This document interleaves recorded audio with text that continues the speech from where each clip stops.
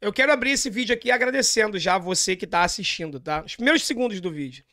Porque eu sei que é difícil querer ouvir sobre Fluminense hoje, querer falar sobre Fluminense hoje. É difícil pra mim também, tá? Só que a gente não pode se omitir, a gente não pode se esconder. Tá aqui gravando vídeo, tá aqui falando de Fluminense nas vitórias é bom demais, né? É muito bom. Mas nas derrotas a gente precisa estar juntos também e debater os problemas, tentar achar soluções, enfim. Falar de Fluminense é sempre bom, mesmo nos momentos ruins, tá? Gosto de papelão na boca, nível hard, né? Acordar num dia seguinte, após uma derrota do Fluminense, já é ruim. Acordar num dia seguinte, depois de perder um clássico, é pior. Mas acordar no dia seguinte, depois de perder um clássico pro Flamengo e uma consequente eliminação numas oitavas de final de Copa do Brasil, cara, eu acho difícil ter algo pior. Eu acho que só perder para eles uma final de campeonato, tá? Eu não consigo ver nada pior do que perder para o Flamengo ser eliminado numa competição nacional. Talvez só perder o título para eles. Pior do que isso, eu acho que não existe. Aqui nesse vídeo, pessoal, eu não vou fazer caça às bruxas, eu não vou fazer nada. Eu vou falar sobre o tapa na cara e o choque de realidade que nós todos estamos passando no momento.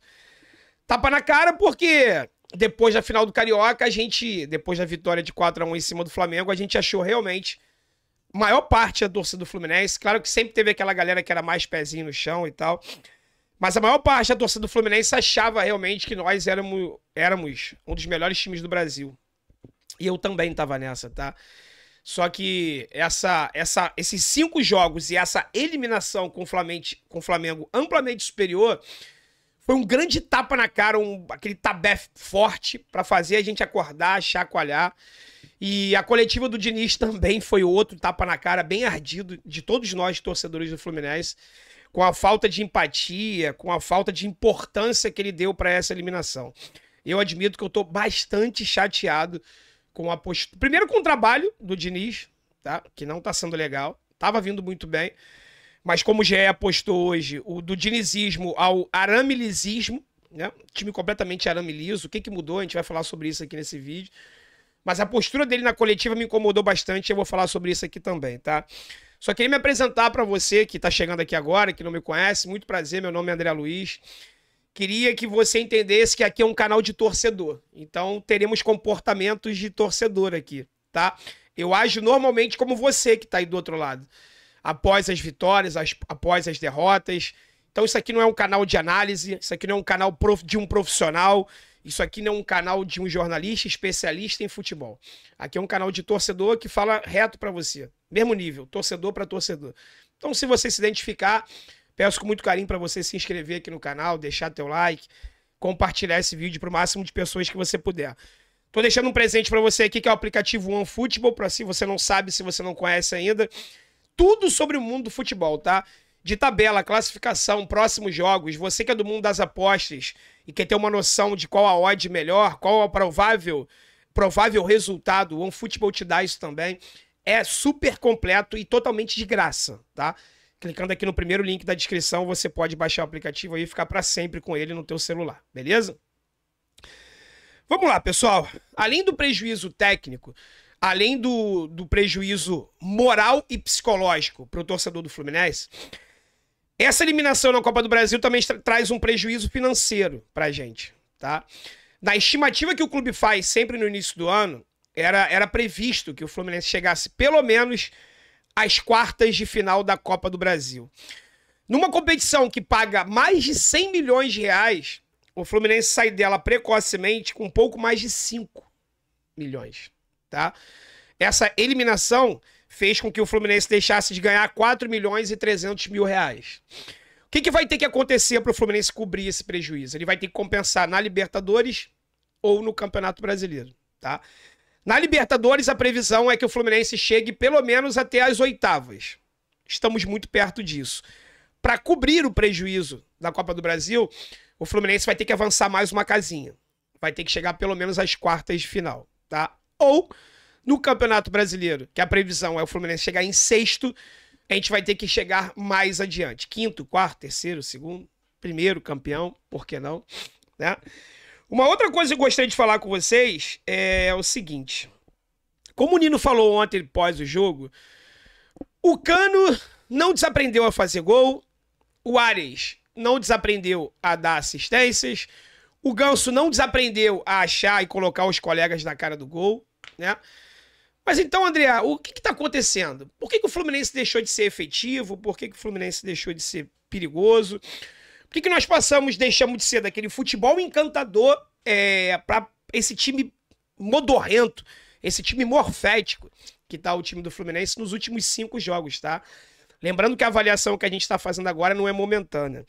Outra coisa que eu queria deixar claro, que tá na capa desse vídeo, tapa na cara, é que se a gente parar para analisar agora friamente, agora eu consigo chegar a uma conclusão. Se você pegar os últimos 4 Fla-Flus, 4, os 2 da final e os 2 da Copa do Brasil. Esses 4 jogos tiveram um empate e uma vitória do Fluminense. Na verdade, foram 2 empates e uma vitória para cada lado. Certo? Não, tá errado, André. Foram 2 vitórias do Flamengo, um empate e uma vitória do Fluminense. Tá?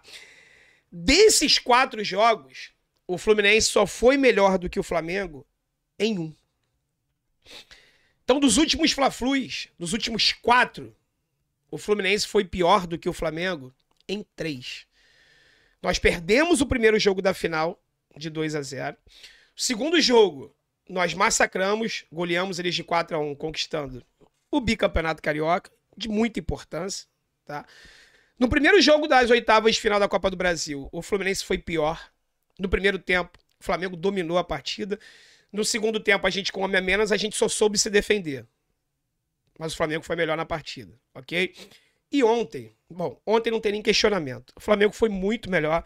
Classificação super merecida, não tem arbitragem, não tem polêmica, não tem nada. A César, o que é de César. Então, parabéns aos rubro-negros, vocês realmente foram melhores do que a gente. Se você pegar o confronto da Copa do Brasil do ano passado, o Vitor Pereira, ele conseguiu, de uma forma ou de outra, ser mais eficiente que o Fluminense e garantir a classificação. O Diniz, ele consegue vir numa entrevista coletiva, e, cara, isso não é característica dele, ele é sempre muito sincero. Na entrevista, pelo menos, os comentários que ele faz, as análises que ele faz, vai sempre muito igual ao que eu vi sobre o jogo também. Mas tem momento que parece que ele tá em Nárnia, parece que ele vê um jogo completamente paralelo, ou que ele quer passar uma realidade pra torcida que não existe.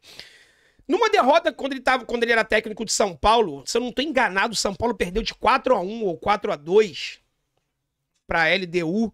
4-2 pra LDU.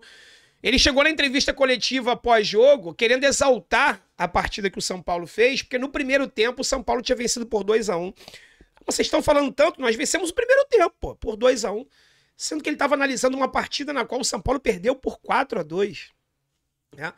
Ontem, ele exaltou o fato do Fluminense ter tido mais posse de bola que o Flamengo. Ele ignorou completamente a derrota, a desclassificação na Copa do Brasil.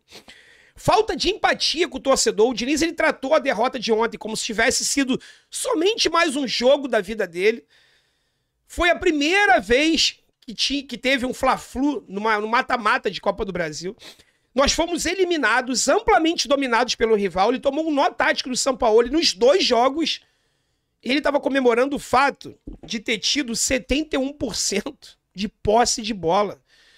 Só que isso é um motivo para ele se envergonhar, porque o Fluminense teve 71% de posse de bola, 7 finalizações, apenas 2 no gol e apenas 2 chances de gol. Anotem esses números, tá? 71%, 7 finalizações, contando para fora, bloqueado, apenas 2 chances de gol. O Flamengo teve 29% de posse de bola. Teve 12 finalizações. Olha isso. Com menos da metade da posse de bola, o Flamengo ele foi muito mais eficiente que o Fluminense. Teve mais do que o dobro, quase o dobro, né? De 7 para 12 de finalizações, sendo 50% de chances claras de gol. E dessas 6 chances claras de gol, o Flamengo fez 2 gols. Como é que pode o Diniz querer exaltar isso aqui numa entrevista coletiva? exaltaram a posse de bola numa partida que o Fluminense perdeu de 2-0 e o time adversário, ele foi muito mais eficiente. Às vezes eu tô começando a achar que o Diniz, ele enxerga no futebol algo que não existe, tá? Porque o que os times deles fazem, o dinizismo, só ele faz. Ninguém faz. Todo mundo, todos os outros treinadores praticam futebol. Ele pratica o dinizismo. Quando dá certo, é bonito, é legal. Mas se você pegar a carreira dele, deu mais errado do que certo, né? O Diniz tem muito mais fracassos acumulados do que conquistas. Verdade, conquista ele só teve agora, o Campeonato Carioca. Eu sei que ele fala que o mais importante pra ele é recuperar jogador e tal, mas já falei, então ele tá na profissão errada, tá? Time de futebol tem que ser eficiente. Time de futebol tem que vencer jogos. Time de futebol tem que ser campeão. Esse é o objetivo final de todo o trabalho, ok? Dito isto, eu não estou aqui pedindo a cabeça do Fernando Diniz, tá? Não acho que a demissão dele vai resolver alguma coisa. Quem são os treinadores disponíveis no mercado que poderiam chegar aqui e fazer um trabalho diferente no Fluminense? Pensando de forma fria agora, talvez só o Cuca, mas que provavelmente não vai aceitar trabalhar por causa desse problema aí, esse processo, essa história toda que rolou com ele aí. Acho impossível o Cuca voltar a trabalhar agora. E outra coisa, o Mário também não vai demitir o Diniz, tá? Dito isto, é o Diniz que tem que continuar no cargo. Mas, rapaziada, ele tem que achar soluções. O Fluminense, ele precisa sobreviver até a janela do meio do ano. Hoje é dia 2 de junho. A janela só abre daqui a um mês. E com esses jogadores que o Fluminense tem hoje, a gente vai precisar sobreviver no Campeonato Brasileiro, não acumular uma sequência de derrotas e ficar muito longe lá do G4, tá? E tentar somar pelo menos um ponto nos 2 próximos jogos da Libertadores e garantir a vaga para as oitavas de final, que só será realizada em agosto. Ou seja, vai dar tempo dos reforços chegarem em julho, se adaptarem ao dinizismo e performarem em agosto. Além disso, a volta do Keno, do Alexander, do Marcelo, etc e tal. Tá? O time do Fluminense, ele necessita de profundidade. O time do Fluminense não machuca ninguém. Machuca, que eu digo no sentido de atacar, fazer o goleiro adversário ser o melhor da partida. Olha a diferença da nossa derrota do ano passado no Campeonato Brasileiro para o Flamengo. O Hugo foi o melhor do jogo. O Fluminense saiu da partida derrotado e a torcida aplaudindo o time. Uma situação completamente diferente dos 2 últimos jogos agora válidos pela Copa do Brasil. O Fluminense não conseguiu machucar o Flamengo em momento algum.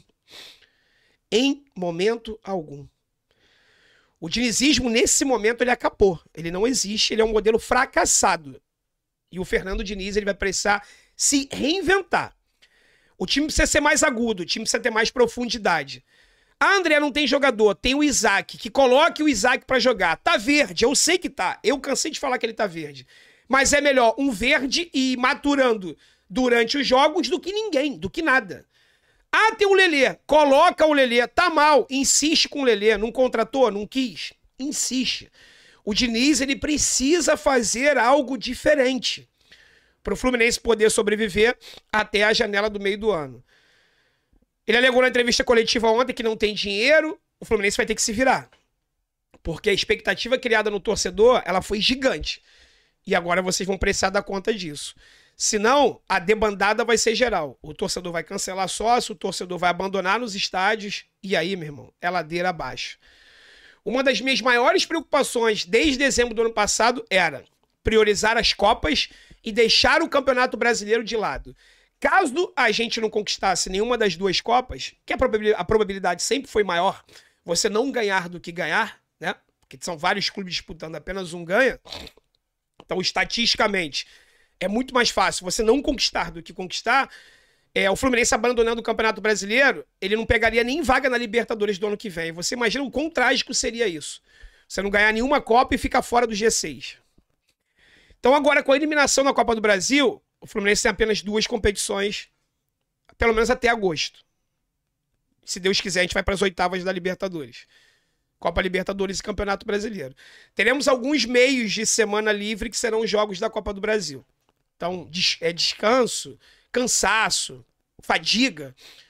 Isso não vai ser mais desculpa, né? Que o Fluminense não performa porque tá cansado. Ele teve a oportunidade de poupar o time domingo contra o Corinthians. Ele preferiu escalar o time titular. Ou seja, planejamento lixo. Ele conseguiu perder na Libertadores, perder no Brasileiro e perder na Copa do Brasil. Poupando os jogadores. Então não tem desculpa, tá legal? O Diniz vai precisar se reinventar se ele quiser conquistar alguma coisa no Fluminense até o final do ano. Ainda não estou pedindo a cabeça dele. Acho que ele tem que continuar, mas repito, ele precisa se reinventar. Para conquistar algo diferente, ele precisa fazer algo diferente. A mesmice já deu. Todo mundo sabe como é que o Fluminense joga. O Diniz precisa se reinventar. Tá legal? Qual é a tua opinião, rapaziada? Concorda comigo? Discorda? Tem algo diferente a dizer? Por favor, utilize os comentários aqui desse vídeo como a sua arquibancada virtual, desabafe, escreva à vontade, deixa o teu coração transbordar, porque eu sei, tenho certeza absoluta que você está extremamente chateado e esse vídeo aqui é para isso. É para você pra você desabafar, se expor aí, deixar no teu pensamento também. Tá legal? Lamento muito essa eliminação, galera. Lamento demais. Tô extremamente triste com isso. Mas a temporada continua e o principal objetivo do ano ainda é possível de conquistar, que é a Libertadores. Mas muita coisa vai precisar mudar se a gente quiser que isso aconteça. Tá legal? Muito obrigado você que clicou no vídeo. Muito obrigado mais ainda você que chegou até aqui. E se não deixou o like, deixa agora e compartilha esse vídeo pra geral aí. Tá legal? Fiquem com Deus, pessoal. Forte abraço. Sem sorrisinho, que hoje não é dia de sorrir, não. Saudações tricolores.